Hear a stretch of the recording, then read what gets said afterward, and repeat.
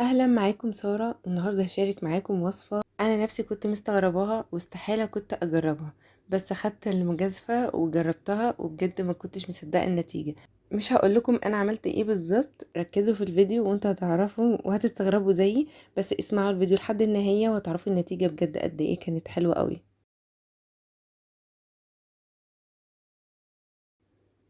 اول حاجة هنبدأ بيها، والحاجة اللي انا كنت مستغرباها لما شفتها، كنت بدور على وصفات كتير قوي للليفت اوفر، الحاجات اللي بتكون باقية عندنا ازاي نستخدمها ونعمل ريسايكل ليها وناكلها ونقدمها بطريقة تكون مختلفة. فلقيت الوصفة دي بصراحة استغربتها وقلت لا، لا مش معقولة، بس عملت لها سيف وقلت ممكن ارجع لها تاني. مش عارفة، في حاجة شدتني فقعدت افكر في الوصفة وقلت طب ما هو فعلا هي ليه عملت الفكرة دي، او اللي قدم الفكرة دي ليه؟ ما عشان محسن الخبز. عارفين اكيد محسن الخبز ده ما بيكونش متوفر كتير، فبيبقى متوفر في الافران، والافران بتعمل ايه؟ اكيد بتعمل مخبوزات. فانا جبت الفينو ده، فينو كان عندي بايت، فبدأت ان انا اقطعه مكعبات صغيرة وضفت عليه لبن. عارفين الوصفة اللي احنا كنا بناكلها واحنا صغيرين وبنقدمها للاطفال كمان، العيش بلبن، هو بالظبط زي الوصفة دي. المهم فانا جبت العيش الفينو البايت وحطيت معاه لبن سخن جدا مغلي، سبت الخليط كله مع بعضه لحد ما اللبن هدي والفينو يكون شرب كل كمية اللبن وطري معايا بالشكل ده. للأمانة ما عملتش كميات محددة، أنا جبت كل كمية الفينو اللي كانت باقية عندي وكان ناشف. ممكن نكمل الخطوات بتاعتنا وممكن نضربه بالهاند بلندر يبقى معانا سائل شوية، أو ممكن نضربه في الخلاط. هضيف عليه معلقة من السكر، معلقة ملح، معلقة كبيرة من الخميرة، ربع كوباية من الزيت، وهبدأ أضيف بالتدريج الدقيق لحد ما أكون عجينة تكون طرية. وده قوام العجين اللي المفروض نوصله. شايفين فيه قطع كده صغيرة، هو الطبقة اللي بتكون الخارجية بتاع الفينو. فعشان كده قلت لكم في الاول لو مش عايزين يبقى عندكم القطعة دي فتضربوه في الخلاط او تضربوه بالهاند بلندر عشان يبقى ناعم معاكم وبيوريه وميبقاش معاكم القطعة دي باينة. هبدأ ان انا اكورها، ممكن نسيبها تستريح وتخمر، بس انا بعملها كده عشان بتسهل معايا وتخمر معايا اسرع. عملتها بالحجم اللي انا عايزاه كور كده، واغطيها واسيبها في مكان دافي لحد ما تخمر. هنبدأ نحضر صوص كده هنستخدمه في بقية الوصفة بتاعتنا.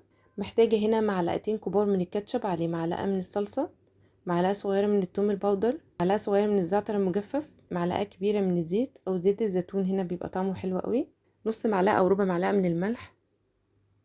هقلب كل حاجة مع بعضها كويس جدا واظبط الملح بتاعي. هبدأ أجيب العجينة وافرد كل كورة على شكل دايرة، واخلي السمك بتاعها يكون رفيع، وكمان ممكن نخليه اتخن من كده على حسب الرغبة بتاعتكم.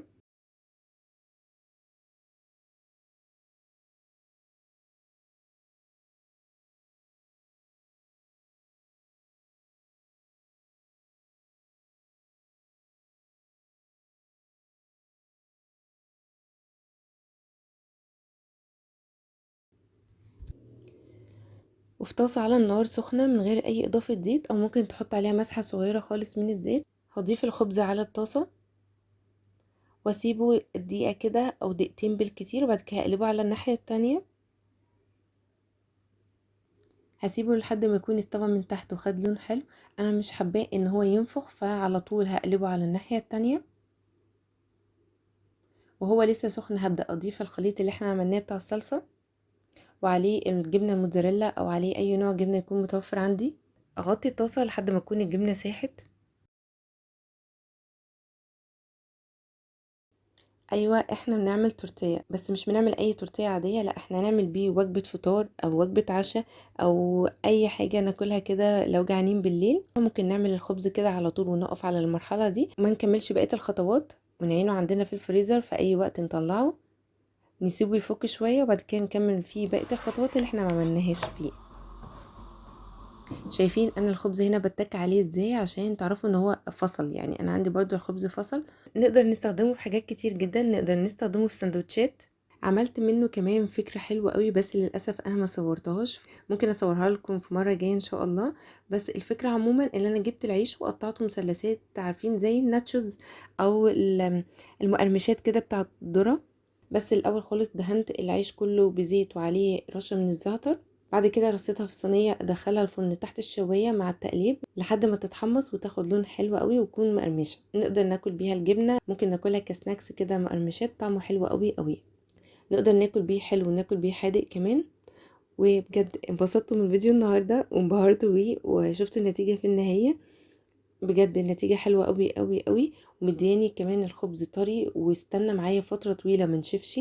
فدي الفكره بتعليق، احنا استخدمنا بواقي العيش او استخدمنا الحركه اللي احنا عملناها في الاول خالص اللي ممكن استغربنا منها، بس هي ادت لنا المحسن الخبز اللي ممكن ما نلاقوهوش بكل سهوله.